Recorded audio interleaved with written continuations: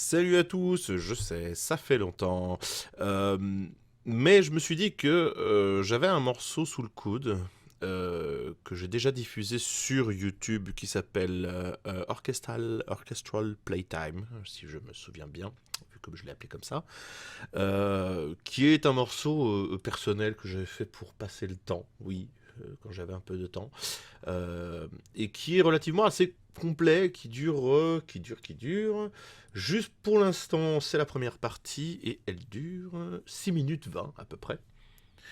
Et je me suis dit que ça pourrait vous plaire enfin vous plaire, voilà, vous intéresser de savoir un petit peu comment il a été fait, comment c'est fait, comment on travaille en général.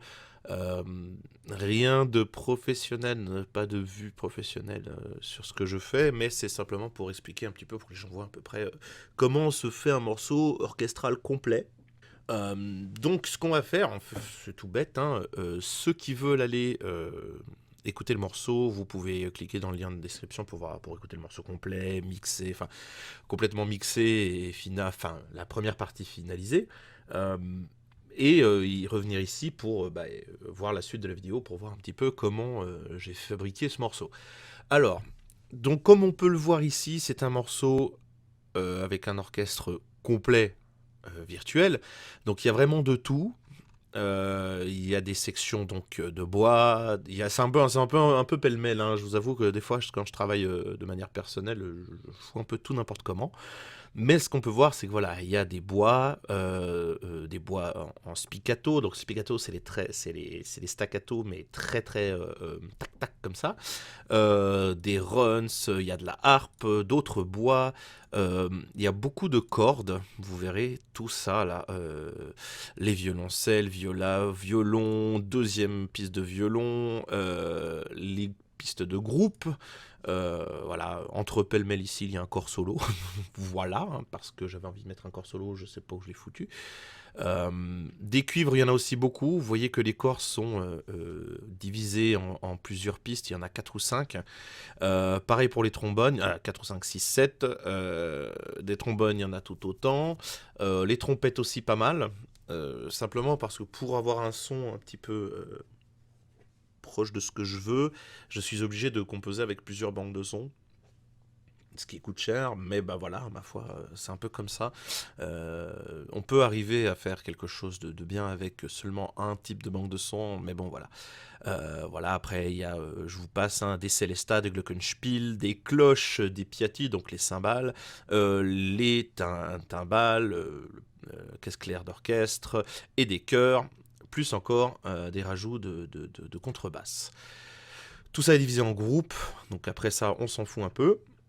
Donc on va un peu écouter la première partie et on va voir un peu comment c'est fait.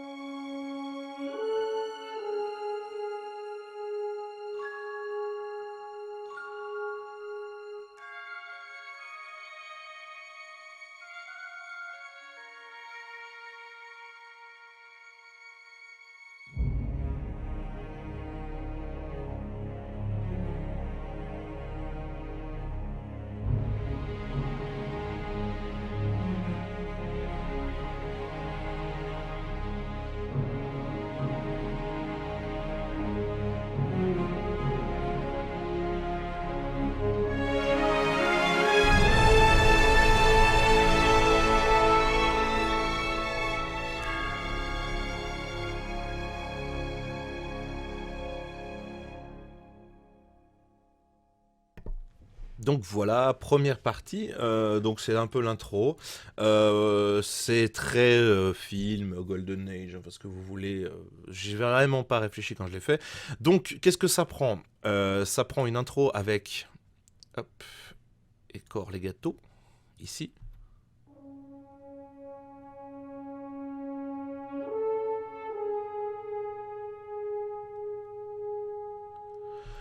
Donc, qui sont ensuite. Hop, avec une réponse. Je vais y arriver. Donc des percussions mallettes. cloche. Vous voyez, donc percussion légère, mélodique, etc. Donc pour donner cet effet, ici le Célesta, si on le prend tout seul, ici, hop, on peut voir que quand c'est joué, donc je décale un tout petit peu les notes pour avoir cet effet de... Donc pareil aussi pour le Glockenspiel derrière, hein, ici. Hop. Si on le prend, pardon, en solo. Voilà, tout simple, hein, vraiment. Les violons ensuite qui arrivent, qui viennent...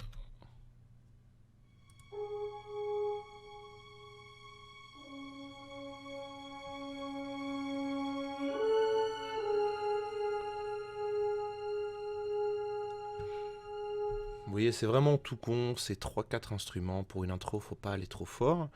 Le hautbois solo, ici, tac, qui fait une mélodie toute bête, hein.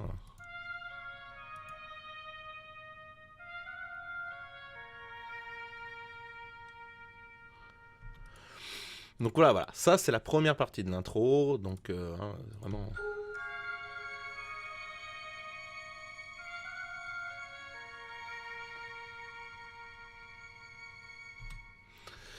Là rentrent donc les cordes graves, avec les timbales, basse, hop, et si je prends, hop, ça déjà.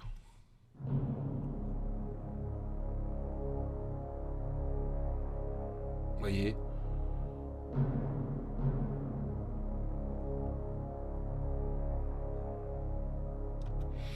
Rien de bien compliqué, décor en sustains, donc en notes longues, de la basse, les timbales.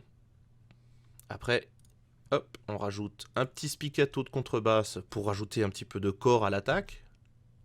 Vous voyez la petite différence ? Je la mets juste toute seule. C'est des petites choses auxquelles on pense pas forcément, mais qui effectivement aident un petit peu. Et par-dessus, donc, les violoncelles. Il y a les violons qui s'ajoutent, qui viennent s'ajouter violon, viola. Donc pour les Français dans l'âme, les altos ici. Viola, c'est alto, hein, qu'on sache. Mais les cellos, j'adore les violoncelles qui jouent ce genre de mélodie.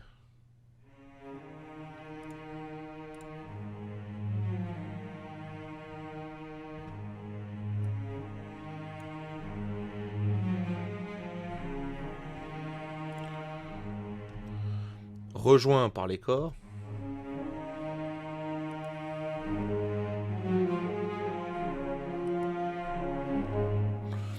Voilà.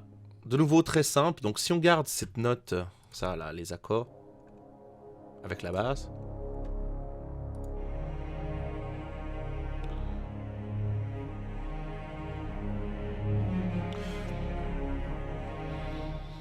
Donc c'est de nouveau assez simple en fait, c'est de trouver, c'est ce genre de, vous savez, de début de quelque chose, voilà, quelque chose arrive, on introduit le morceau lentement, donc en gardant une note tenue, avec une mélodie qui reste en rapport avec cette tonalité, et juste des petits ajouts, là par-dessus, hop, il y a ça.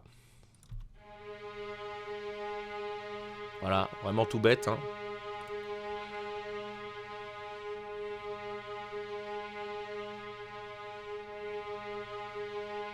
Voilà, vraiment, vraiment tout con. Et après, là, par contre... Donc là, on a l'introduction de l'orchestre, en fait. On a un crescendo relativement rapide qui... ça arrive pas en triple forté, ça arrive pas trop fort, mais voilà, c'est...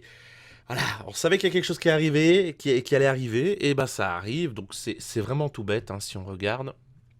Où est-ce qu'elles sont? Là. Les trompettes. Qui rejoignent.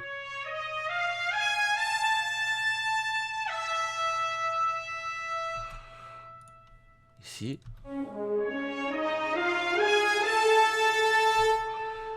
plus ce qu'on appelle un gros bram d'instruments graves. Donc là, les trombones, ici, qui viennent faire un petit... Alors ce qu'on fait rarement, hein, ils sont en tierce. Mais vous voyez, ça rajoute tout de suite un petit peu de coucouille, hein, avec, hop, les corps.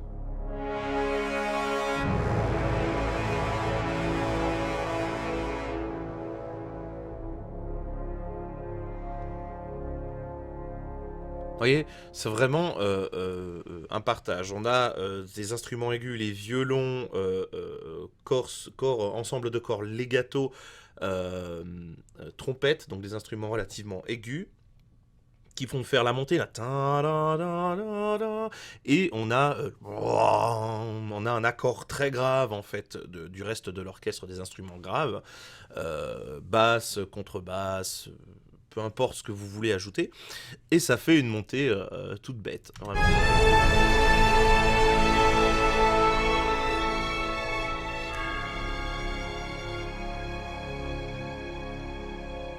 Voilà. Donc, première partie, c'était l'intro. Maintenant, on rentre un petit peu dans le vif du sujet avec la complication, hein, parce que il y aura beaucoup de notes de staccato, parce que c'était vraiment une écriture que j'avais envie de faire comme ça. On retrouve un petit côté Fievel au Far West, parce que c'est un de mes films animés préférés. Le grand enfant, et ce petit côté un petit peu Far West de cartoon, on va dire, ou aventure en soi, peu importe ce que ça peut inspirer aux gens. Donc c'est parti.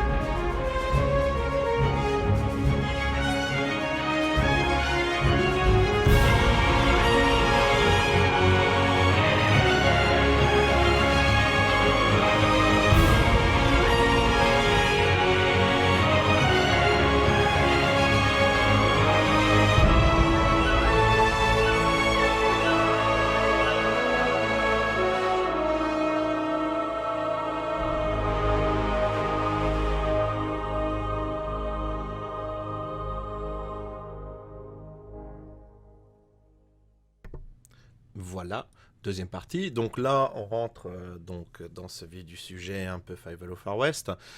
Donc c'est tout en staccato, spiccato, c'est avec une rythmique enjouée, donc on est en 140, 4/4, c'est simple, mais je les joue de manière ternaire, donc tout avec du triolet.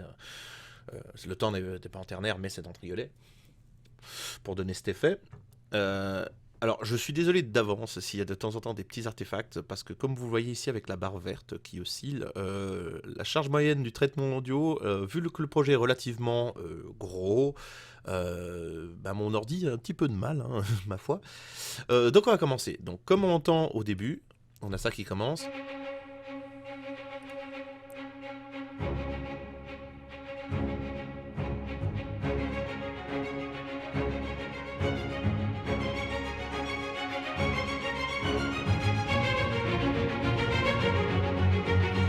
Donc on a vraiment une introduction par les corps, le tin-da-da-da. Ça commence vraiment comme beaucoup, c'est assez bateau, hein, c'est générique. Et donc on a les cuivres qui viennent rejoindre la chose. On va mettre les corps et les trombones.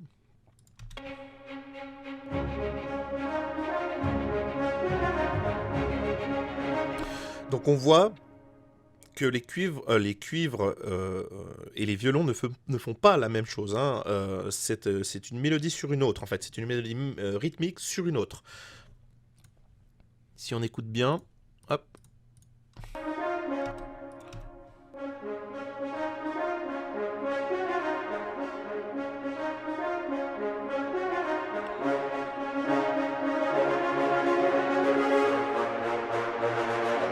Voilà. Et donc là, on va dire qu'au début, ce sont d'abord les cuivres qui ont la partie principale, et ensuite les corps, les corps trombone staccato euh, passent en mode juste rythmique secondaire, alors que les violons font une backing mélodie, une mélodie de fond rythmique plus présente. Donc si on écoute bien.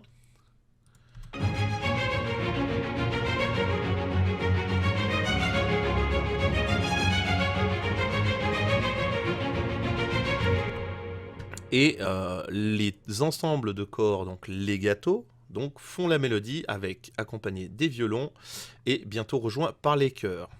Donc on va voir ça.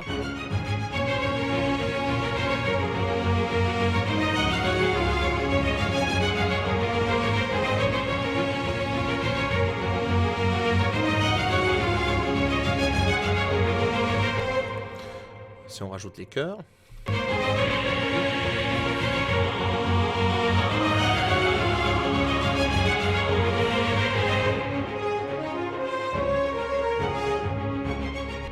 Donc là, on passe sur la deuxième partie de la mélodie.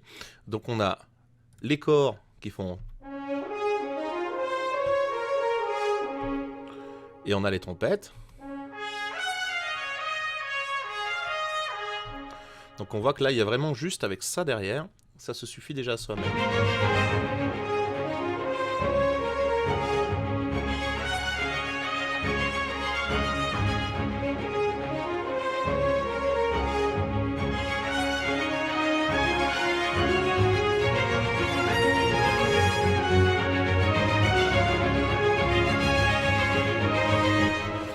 Donc voilà, ça se suit vraiment, c'est coulé, c'est de la mélodie vachement bateau hein, au final, mais ça fait son petit effet, hein, on s'entend. Derrière, on rajoute forcément plein de petites choses. Hein. Donc il y a les bois en staccato.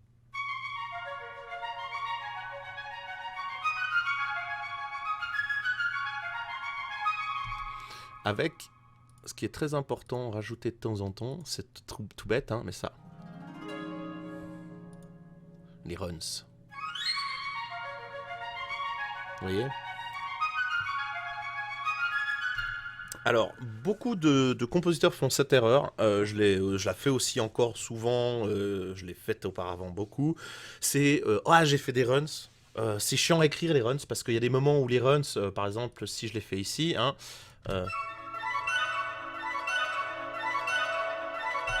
vous voyez, ce genre de runs, bon là c'est pas un runs tout à fait propre, hein, c'est pour l'effet sonore, mais ce genre de runs qui sont relativement chiants à écrire parce que des fois on en écrit vraiment des longs et des compliqués. On veut qu'on les entende, on veut absolument. Ah mince, j'ai fait des runs, je veux que les gens se rendent compte que j'ai écrit plein de notes, donc on les met trop fort. Non. Dans un orchestre qui joue à fond, non, parce que là, on est quand même assez fort dans l'orchestre. Il y a les chœurs, il y a les percussions qui jouent derrière, tout ça. Les runs, on les entend pas complètement. C'est-à-dire que si on...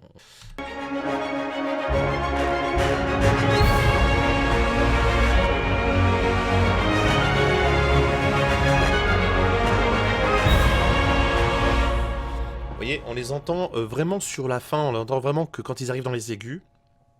C'est pour ça que d'ailleurs, des runs, il faut absolument les faire monter en puissance. Il ne faut pas forcément les mettre tout à fond, faire comme on entend des fois.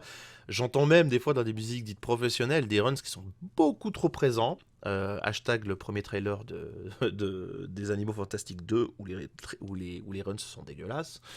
Mais voilà, ça fait pas vrai. Ça fait juste trop en fait. Ça fait comme si vraiment on avait les flûtes qui jouaient tout près du micro des catteries. Non, non, ça ne va pas. Donc il faut garder les proportions sonores. Ensuite, nous, ce qu'on a derrière, comme d'habitude, les basses spiccato, donc les contrebasses, qui font ça.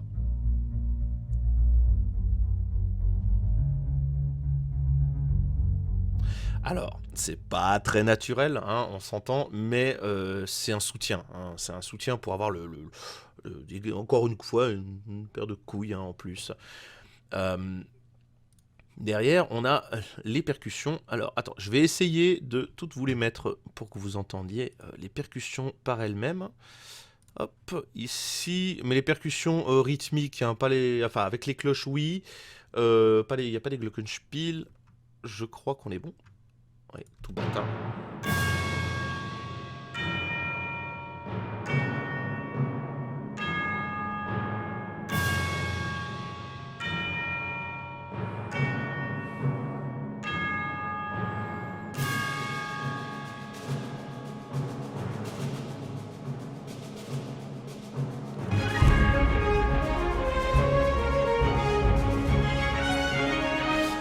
Vous voyez, les percussions, il n'y en a pas trop, hein, au final.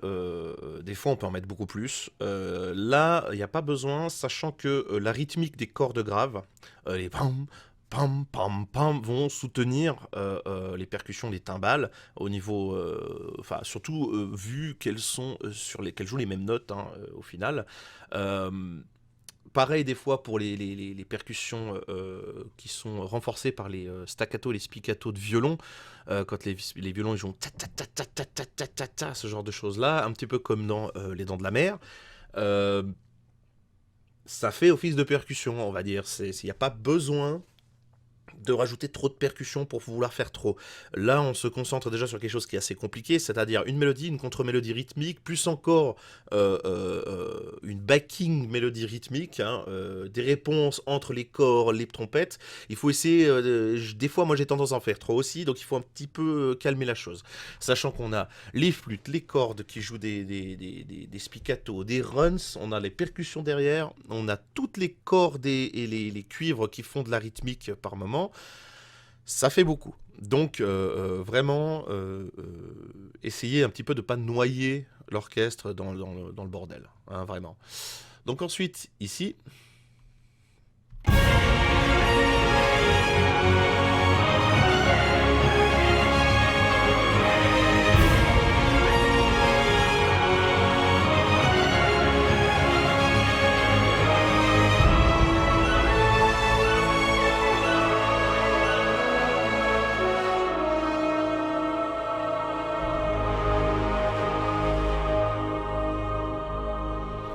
donc là la même chose, on a un ralentissement de tempo, on passe à 120. Donc là je suis passé de 140 à 120 juste pour cette fin-là, pour vraiment que ça marque une halte en fait pour la fin de ce couplet-là. Donc là, tout bête, comme je vous ai montré avant, donc on a ces espèces de runs en fait. Euh, Vous pouvez prendre quasiment n'importe quelle banque de runs, vous allez faire suer votre PC ou votre Mac, peu importe, votre ordinateur, pour pouvoir faire des runs propres. Ça prend beaucoup de mémoire, beaucoup de puissance pour en faire des vrais. Je pourrais, mais là, il n'y a pas besoin, donc...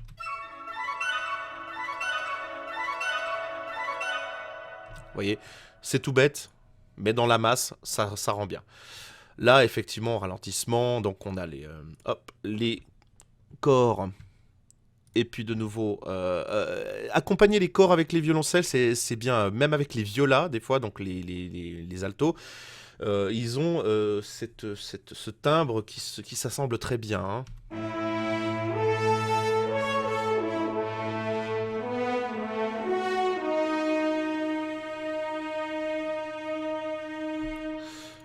Et donc avec juste les corps, les accords de corps ici, hein, si on veut, hop, vous voyez ici.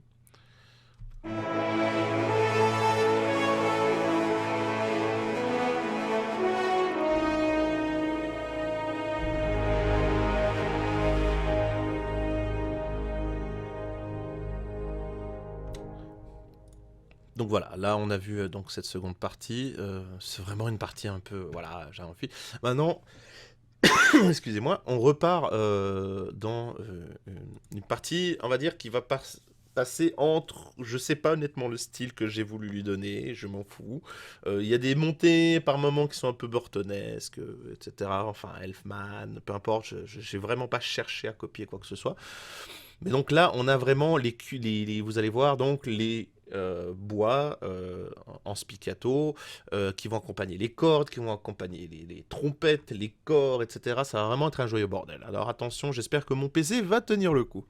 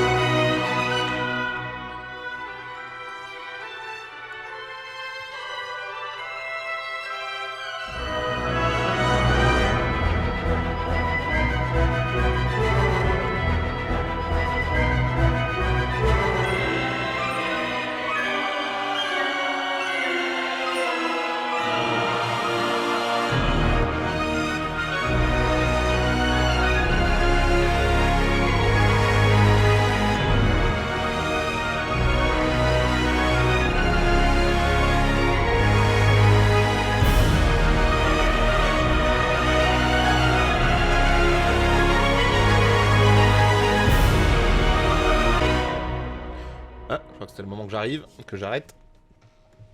Alors, donc là, grosse partie, hein, vous sentez que là, le PC, j'ai frisé des pistes. Hein, donc, friser des pistes, en gros, c'est que j'ai déchargé les instruments et ça les joue comme s'ils étaient déjà enregistrés. Et malgré tout, là, le PC a du mal. Donc, en gros, pourquoi il a du mal? Bah, c'est tout bête, c'est simplement parce que c'est vraiment une partie qui comporte beaucoup de choses, encore plus que la précédente.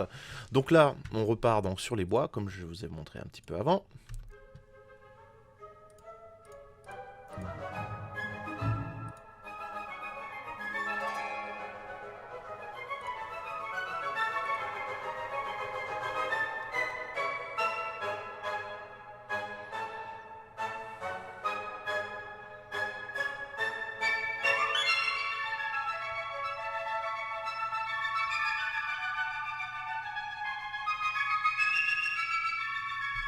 Donc alors, ces bois-là, donc comme on les entend, au début, ils sont prédominants, hein, avec un support de cordes ici, hein, vraiment.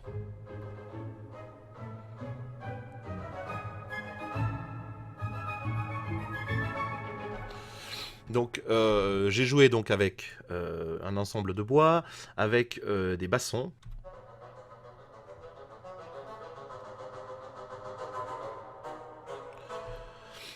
Et des pizzicato de cordes. Donc là. Pardon. Là.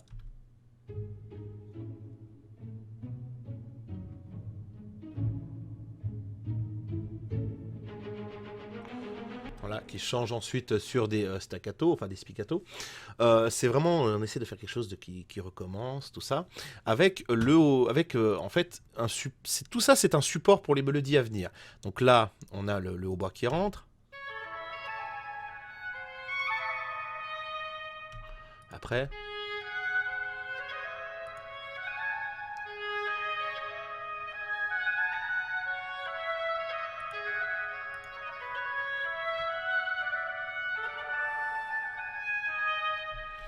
Vous voyez? Et donc, hop, je vais prendre. Tac, tac, tac, tac. Donc, vous avez entendu la mélodie. Là, ça se transforme vraiment en support avec une mélodie de nouveau rythmique. Hein, par vague, pour supporter cette mélodie-là.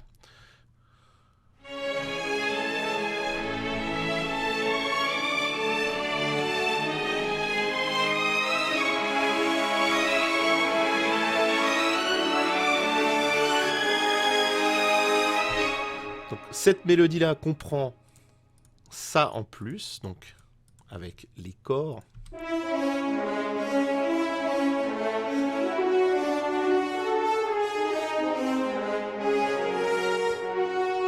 Vous voyez, ça sonne un peu bizarre parce que j'ai pas besoin, c'est pas prédominant, c'est vraiment du support rythmique et pour avoir cette largesse, cette largeur de son. Pareil avec les trompettes ici. Hein.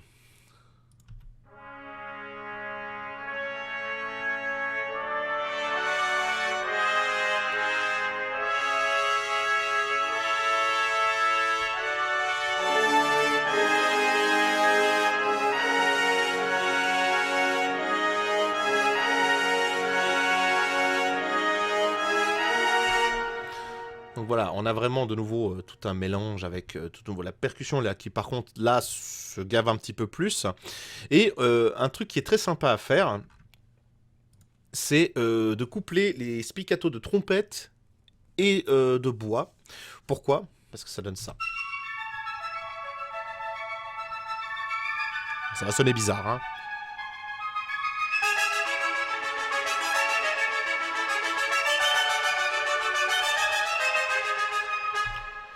Donc là, ça sonne un peu bizarre comme ça, mais ça donne cet effet. Bien.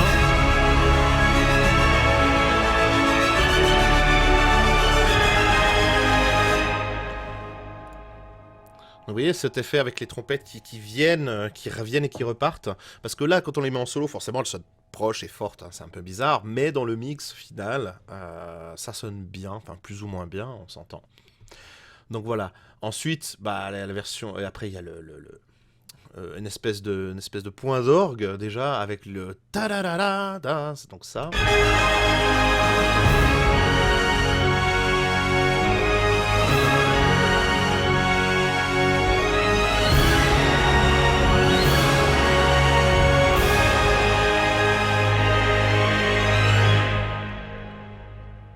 voyez, donc il y a une répétition, le pam pam pam, et après les chœurs qui arrivent en plus pour supporter, pour dire allez, on en remet une couche encore plus fort, hein, donc voilà, donc ça fait une sorte de semi-pause en fait, un premier point d'orgue dans cette partie-là. Donc là, de nouveau, hein, des cordes plus longues, les pom pom, les cuivres derrière qui envoient du pâté, les cordes qui jouent de plus en plus aiguës, qui jouent à l'octave, c'est-à-dire qu'on a les violons qui sont très aigus, les altos qui sont à l'octave ou 2 octaves en dessous, ça dépend vraiment jusqu'où la tessiture leur permet d'aller. Les corps, les trompettes, les chœurs, donc vraiment on a cette espèce de bright, de son super bright qui est par-dessus en fait avec les percussions qui envoient en fait, qui répètent la rythmique juste pour dire on en remet une couche. Donc là c'est la pause et on repart tout de suite en fait, là c'est une semi-pause et on repart tout de suite sur la deuxième partie du couplet, hein, là.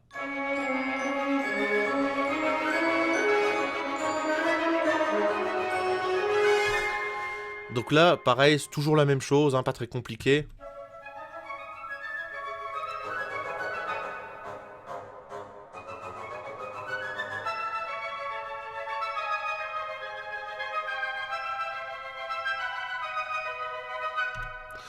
Donc ça, c'est vraiment pour un support de mélodie.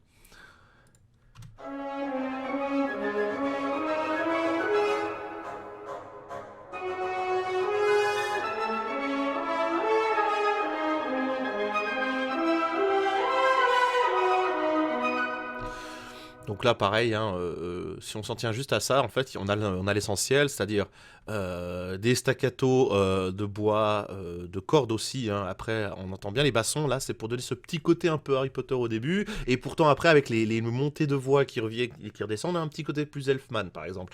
Les voix, là, j'utilise pas les mêmes chœurs que les chœurs puissants. J'utilise des voix plus angéliques. Donc voilà, ça se sert à soi-même. Et là, petite incartade de l'hautbois, là.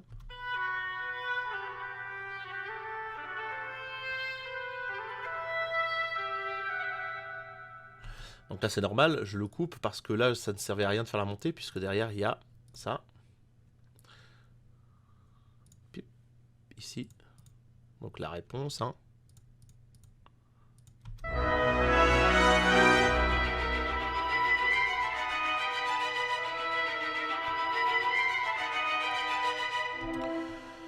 Donc vous voyez, c'est vraiment échange de mélodie, réponse entre ça, entre les corps, entre le hautbois, entre les trompettes, etc. C'est vraiment un peu un foutoir. Hein. Là, de nouveau, des gros... pas des gros runs, non, c'est pas des gros runs, mais c'est des runs chiants.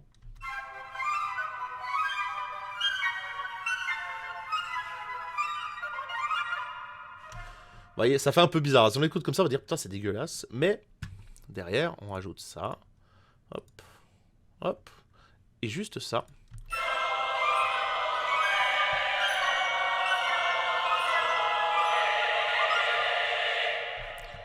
Vous voyez, donc il y a un renfort avec le Celesta et le Glockenspiel ici.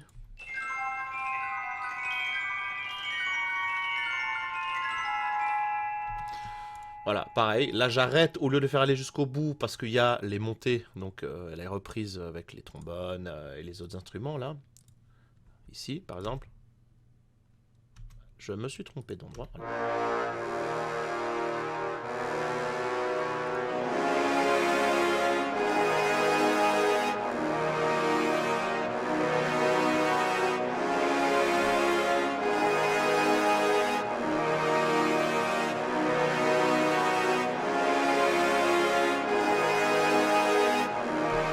C'est très répétitif, mais en fait c'est normal parce que là à ce moment-là j'ai eu une mélodie qui m'est venue que j'avais envie de mettre en avant et du coup on a vraiment les spiccato qui étaient très présents jusque là, vous voyez.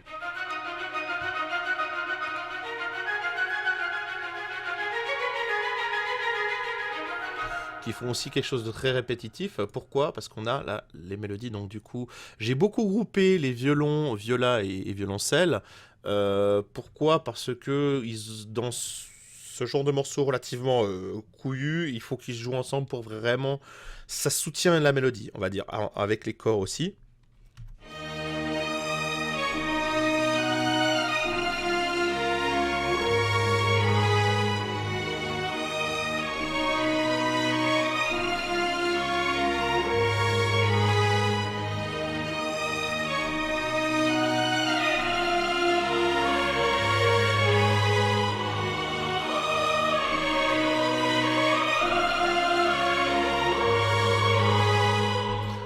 voilà, vous voyez, il y a les chœurs qui sont venus les rejoindre sur la deuxième répétition en fait de la boucle.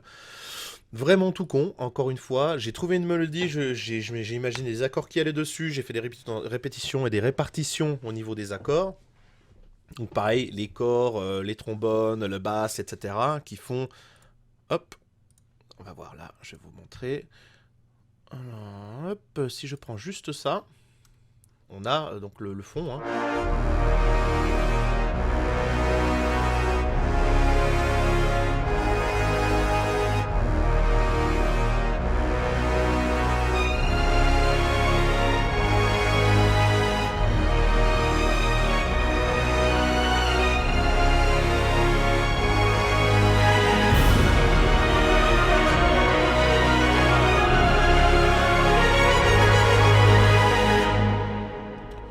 Voilà, donc construction basique. On a cette grosse paire de couilles de l'orchestre qui sont toujours les mêmes, et une construction de plus en plus dans les aigus avec au final les staccato qui accompagnent derrière et une mélodie relativement aiguë avec les violons, tout ça. Donc voilà.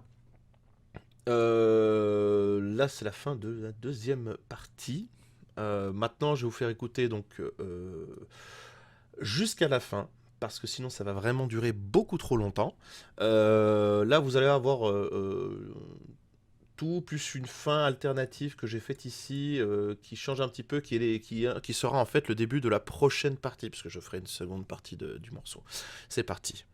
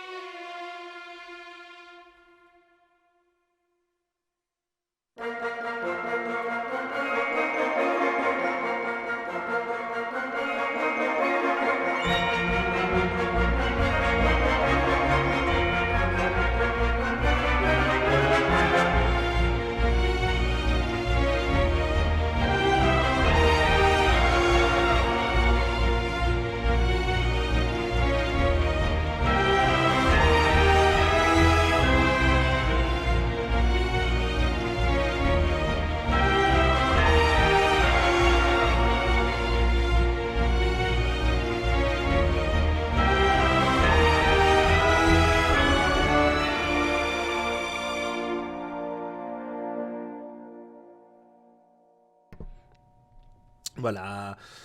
Donc vous voyez, ça part un peu en couille. Donc on a en fait un espèce de prémisse ici. Au final, là, on a techniquement la partie finale. Et après, on a ce début d'autres morceaux que je vais expliquer. Donc là, pour cette partie-là,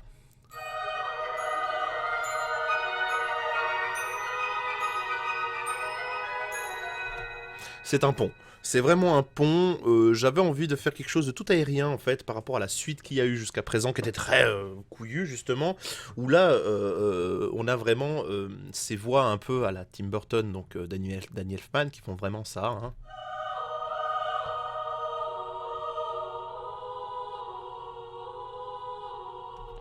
Donc accompagné par les Glockenspiel et Celesta et les Crotales.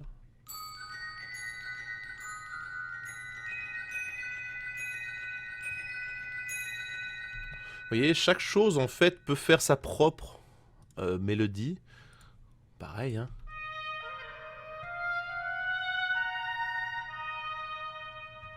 Voilà, et les bois.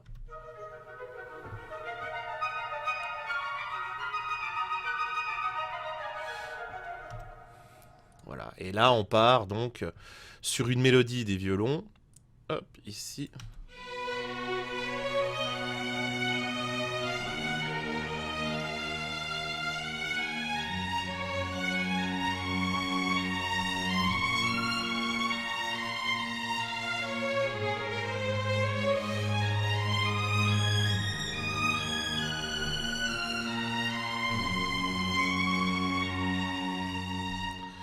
Donc en fait, on est toujours dans cette mélodie on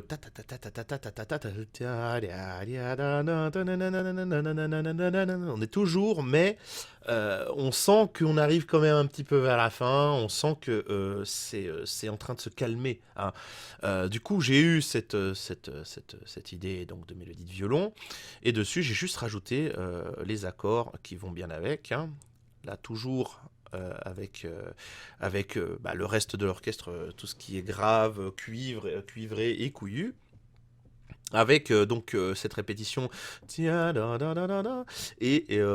pour le dernier bout avec les basses qui s'introduisent pour vraiment tout d'un coup rajouter un petit peu de pêche sur cette dernière montée des violons.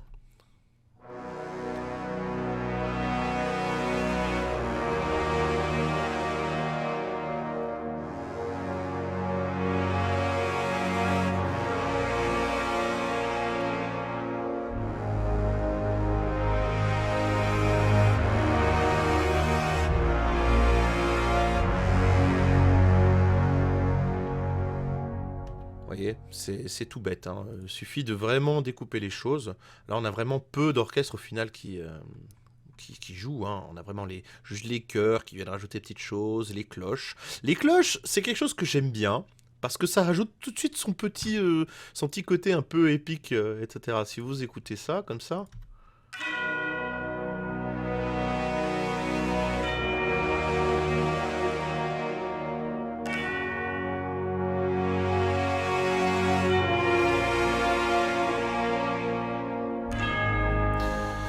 Et ça permet surtout aussi de rythmer quelque chose qui ne comporte pas vraiment d'autres percussions, si ce n'est là juste un petit coup de bass drum ici, et sinon il n'y a vraiment rien d'autre, hein. Vous voyez, il n'y a pas de percussion, il n'y a pas de timbales, etc.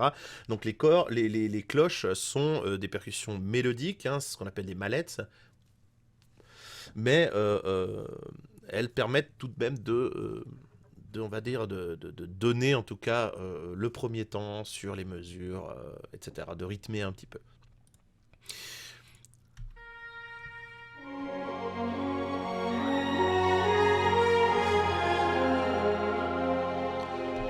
Donc là, en fait, cette partie-là que j'ai fait, c'est vraiment pour faire le pont entre ce qu'on vient d'écouter et vraiment, on va dire, le final. En fait, le final assez doux, qui fait assez film, je sais pas, d'histoire comédie, hein, on va dire, ou d'épopée, ou peu importe.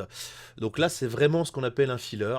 Donc si on écoute, j'ai vraiment fait en fait une réponse enfin, on va dire une mélodie conjointe entre les voix un peu à la Tim Burton et les violons et les cordes en fait.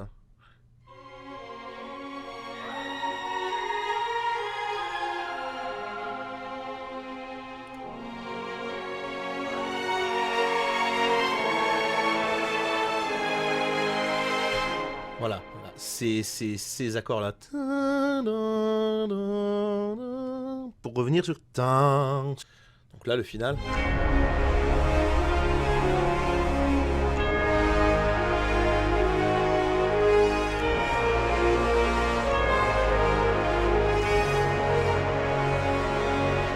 Et là, on passe vraiment au côté très mielleux, hein, là.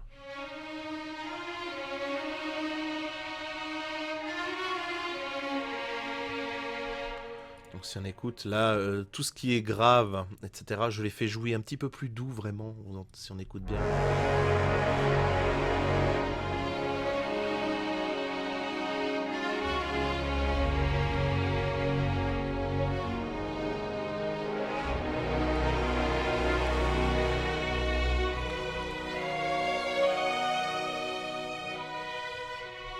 Et là, il y a une clarinette. Le mec a dû se faire chier pendant tout le morceau, mais la clarinette rajoute ce petit côté un petit peu mélancolique, en fait, vraiment.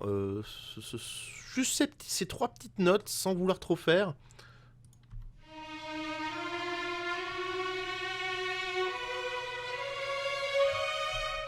Vous voyez, si on rajoute la clarinette, ça fait un peu, ça fait un peu comme les adieux dans ces films qui finissent bien, mais voilà, voilà, on doit se dire au revoir, etc. Donc voilà, j'ai pas vraiment réfléchi encore une fois, j'avais envie d'entendre ça, donc je l'ai fait.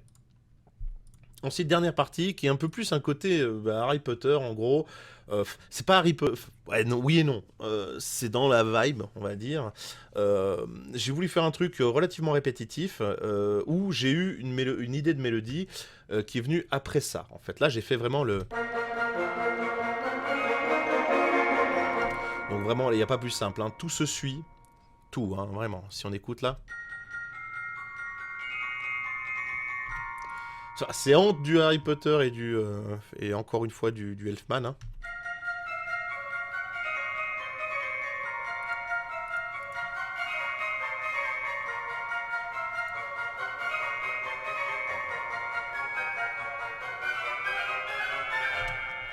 Vous voyez, vraiment tout con, hein, c'est le côté un peu magique, tout ça. Pour lancer sur cette mélodie-là que j'ai eue, cette idée de mélodie que j'ai eue avec les violons et altos.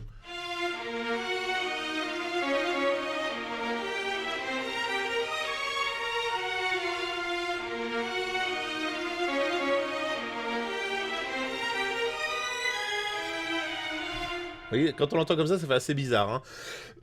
Pardon. Mais voilà, tout se cale en soi. Ensuite, j'ai rajouté ça.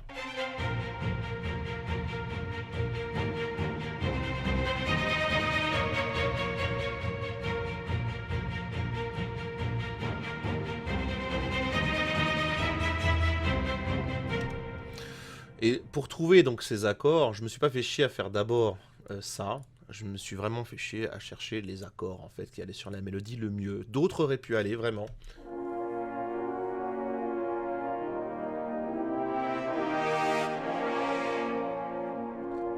Vous voyez.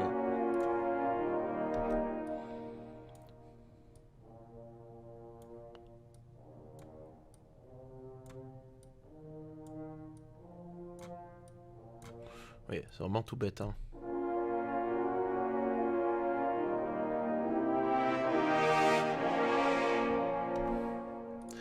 Il n'y a pas plus con, et le tout donne vraiment un truc tout con avec ce que j'aime bien faire en fait, si on réfléchit bien, c'est faire toujours venir les voix en réponse en fait, si on écoute bien. Hop, je vais mettre juste ça et ça.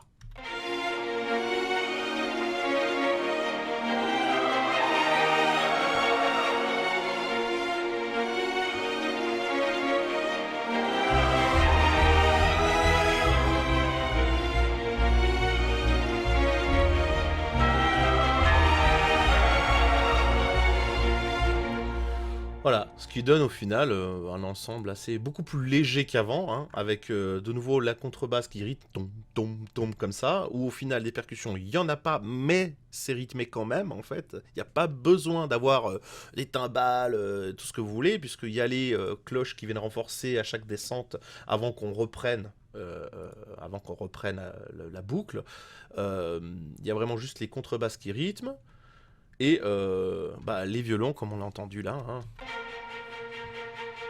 Vous voyez, avec les basses.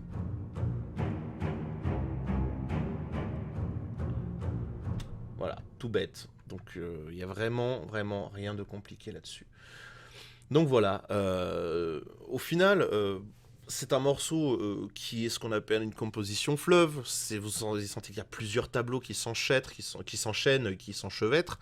Il y a un peu de tout. Il y a beaucoup de mélodies qui pourraient en fait être même toutes seules sans être plus compliquées que ça, mais que j'ai voulu lier avec tout ce qui est ces staccato, ces spiccato de flûte, de violon, qui sont très présents en fait tout au long du morceau, et avec en alternance des passages plus light avec des des longues notes, de la mélodie qui donne une impression plus lente, alors que le tempo est toujours de 140. Hein. Il a changé qu'une fois, juste pour faire un ralenti.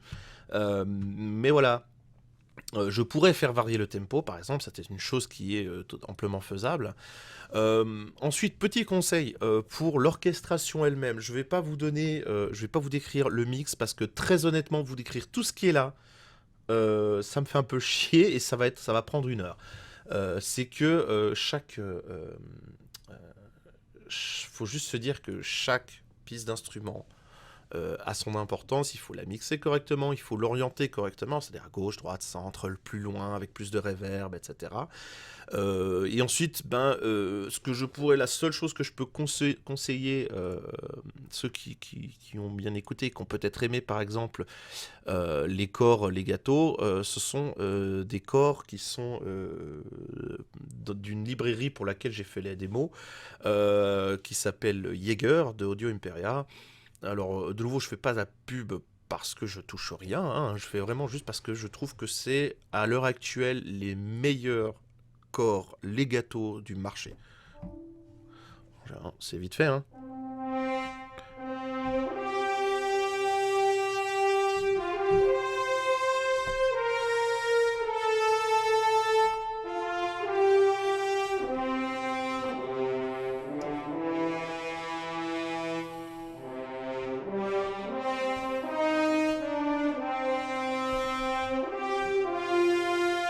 Vous entendez, vraiment, ça se joue là, je les joue comme ça sur le piano, je suis pas pianiste, mais ça sonne, ils ont une puissance vraiment bien, les legatos sont très très bons, ils ont ce timbre, hein, vraiment, et la modulation est très bonne. Hein.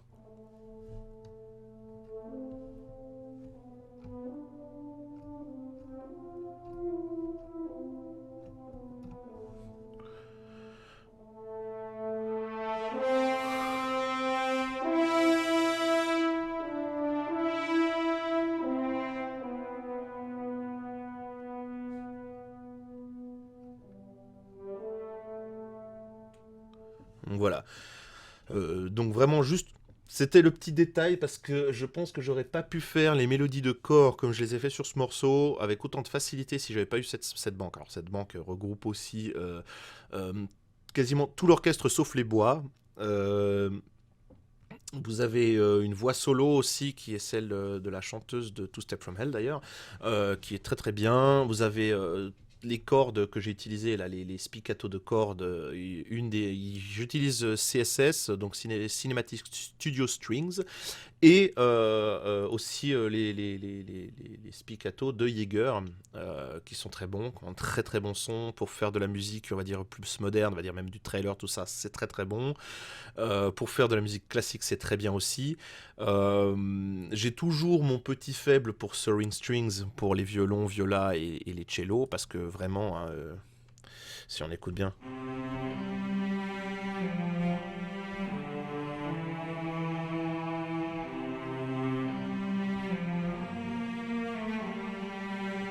Ils ont vraiment ce son très, très, très, ouais, couillu, quoi. Pareil, les violas, hein.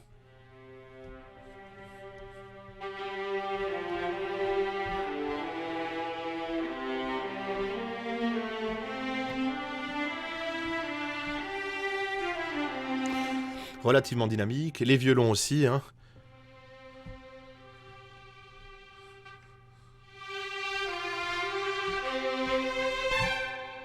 Oups, pardon.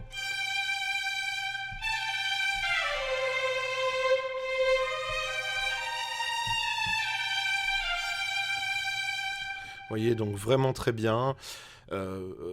Après, voilà, je vais pas faire le tour. Je ferai une fois le tour de ce que je peux vous conseiller pour avoir vraiment un bon son, enfin à mon goût. Mais voilà, les percussions sont de Spitfire Percussion, qui sont très très bien. Il y a vraiment de tout, toutes les cloches, les célestales, les cymbales, les tout. Hein. Ça, c'est voilà. Attends.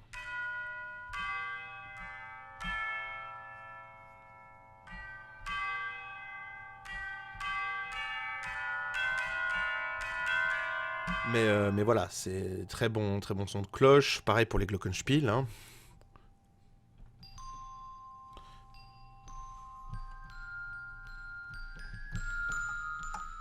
Les crotales aussi. Donc ça, c'est les sons qu'utilisent beaucoup de John Williams, mine de rien. Et les Célestas.